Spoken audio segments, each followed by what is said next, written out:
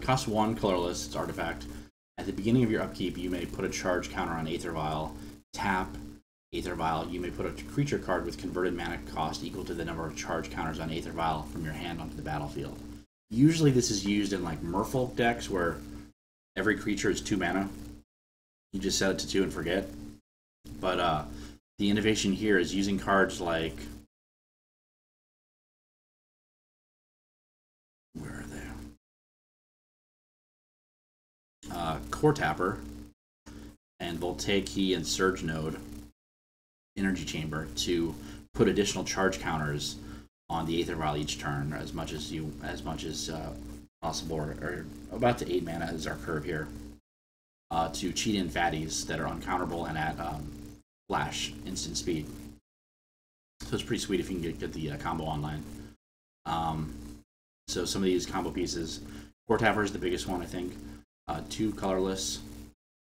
It's an artifact creature. It's just a 1/1, dies to removal pretty easily, but tap it to put a charge counter on target artifact, or sacrifice it, put 2 charge counters on target artifact. So it's actually, if it gets removed by a Path to Exile or Lightning Bolt or something, you just sack it and put 2 charge counters on an Aether Vial, hopefully, that you have on the battlefield. Energy Chamber. I'm just trying a few one-ofs in this deck to see how it plays out. Energy Chamber, put a charge counter on target non-creature artifact. Voltaic Key to help with the Core Tappers and Surge Nodes. Voltaic Key is, of course, the classic Time Vault Voltaic Key combo, infinite turns, but here it's 1 colorless, 1 pay 1 and tap it to untap target artifact. So you can put a few charge counters on the Aether Vials each turn if you have enough mana. Surge Node enters the battlefield with 6 charge counters on it. Remove a charge counter from Surge Node, put a charge counter on target artifact. So you'd be putting it on Aether Vial. We also have a few cards that combo well with this.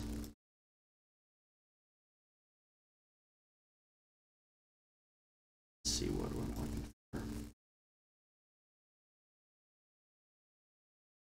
Oh yeah, Everflowing Chalice, which also uses charge counters. So you can either use a multi-kicker, just pay 2 or pay 4. Pay 2, say, to put 1 charge counter, or 4 to put 2 charge counters on it.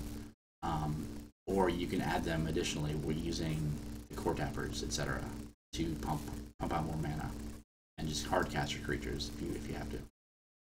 This is a blue-white version. The Baked Not Fried version was Esper. We have no way to hard cast Grizzlebrand. It's just a big fatty. That's a nice creature. We have 1 Sun Titan. Some of the big creatures we have are Baneslayer.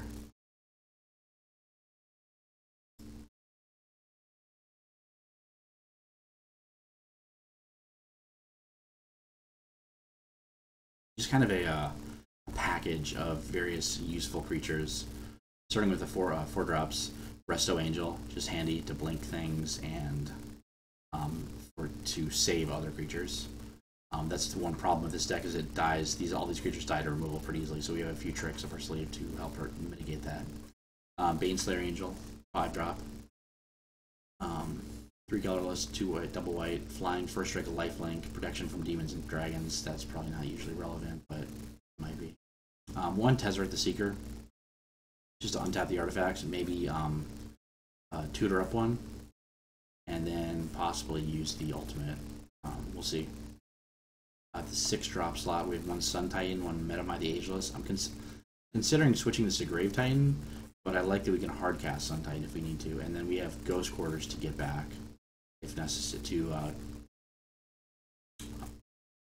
to strip mine our opponents each turn or Ghost Quarter them. A lot of decks these days are running such mana intensive decks, they don't run any basics. So 1 Metamai the Ageless just has evasion, flying.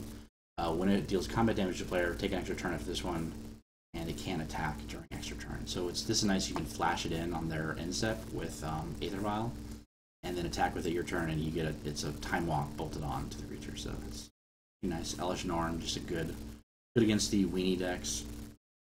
If you can survive long enough, and it pumps your own creatures. Norn and Grave Titan would be a better combo than Sun Titan too, so that's something to consider.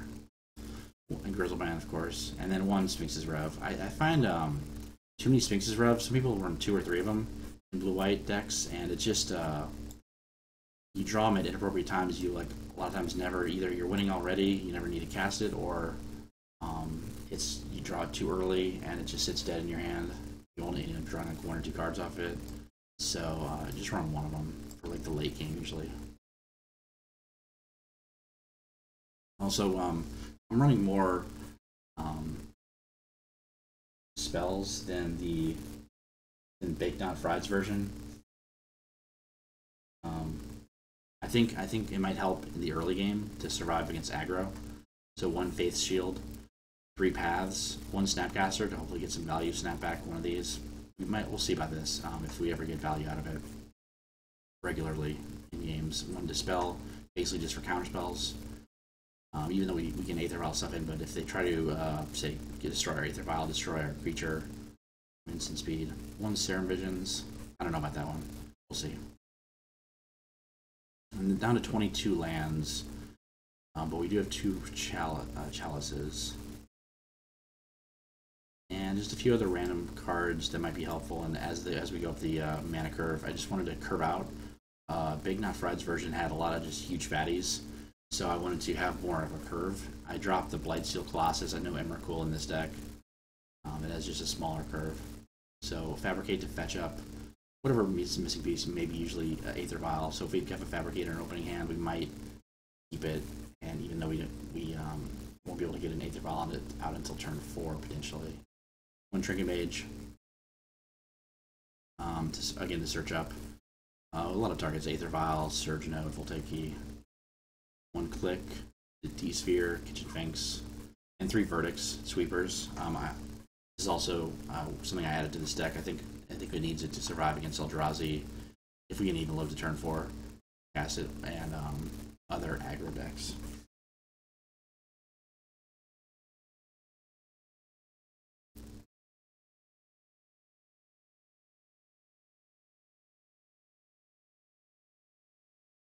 Alright, let's get some music going here.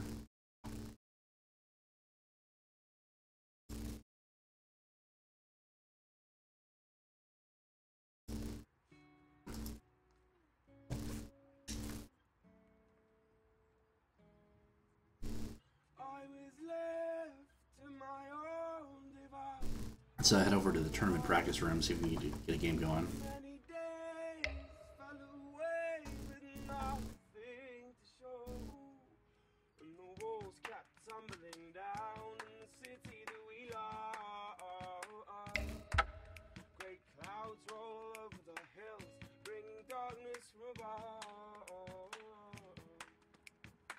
But if you close your eyes, does it almost feel like nothing changed at all? And if you close your eyes, does it almost feel like you've been here before? Step 7, what do we got here? We got an Aether Vial. Hey, got a Surge Node.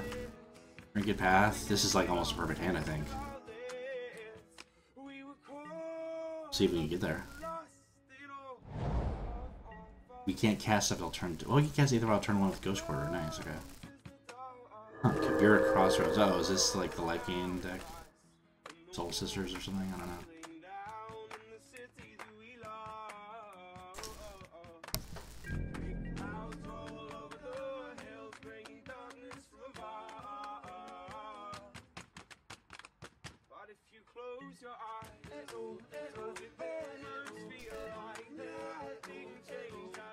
Okay, I think we Ghost Quarter.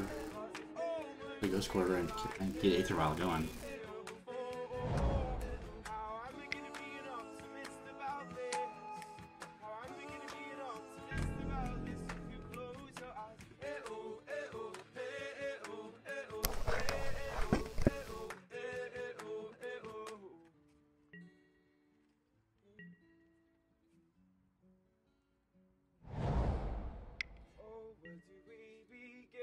Sylvan Caryatid.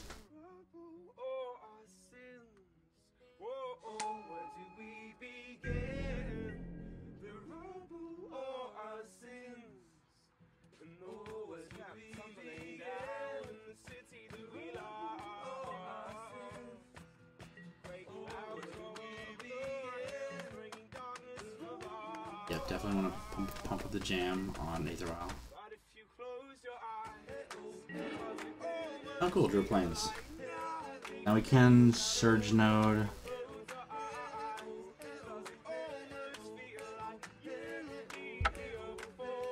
Taking offline in 3 hours, okay. Maybe we just Surge Node here. Play no, I like Plains we can get Glacial Fortress down.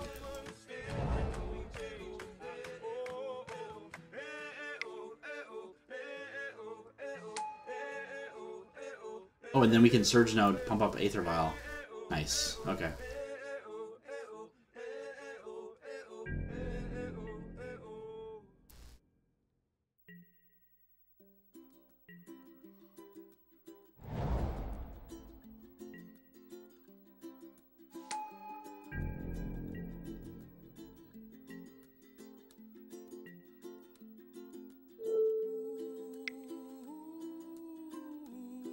Cool, so it'll be up to 3 next turn.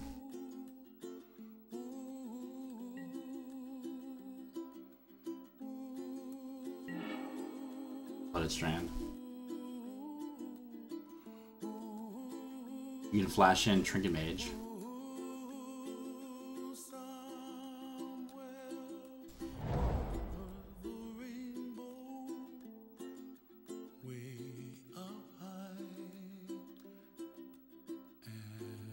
Maybe we want to do Trinket Mage main, flash it in main phase. Then we can play the artifact. I think we do that.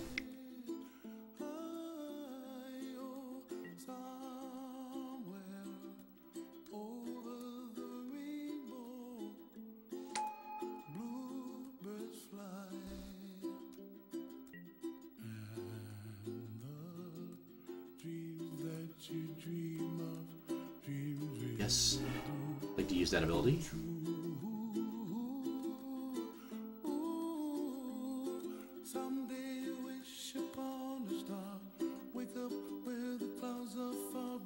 We can get a Voltaic here.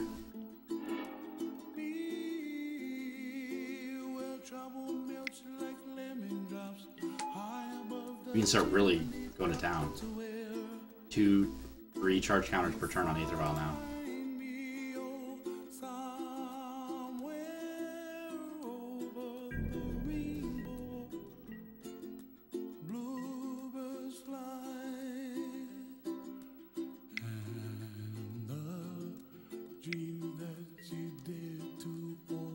Okay. Solemn Simulacrum.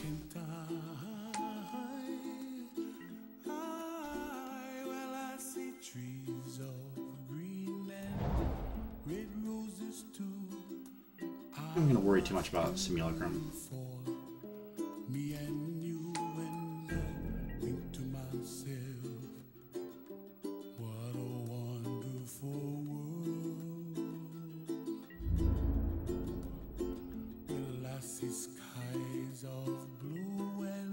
So let's pump up Aether Vial.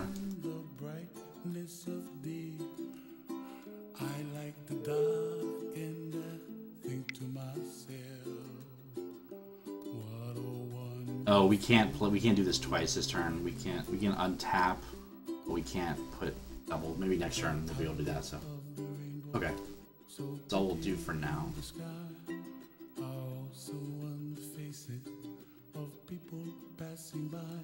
We're getting pretty close to right where we want Aether Vial to be. I think 5 or 6. Then we don't want to go much higher. We draw Grizzlebrand.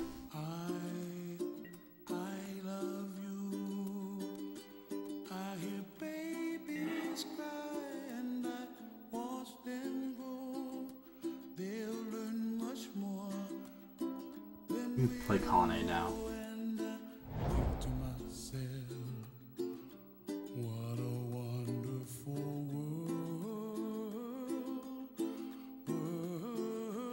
I think energy. We do Energy Chamber. Oh wait, no. I don't know. I guess we try. It might keep. No, I don't think we play Energy Chamber here.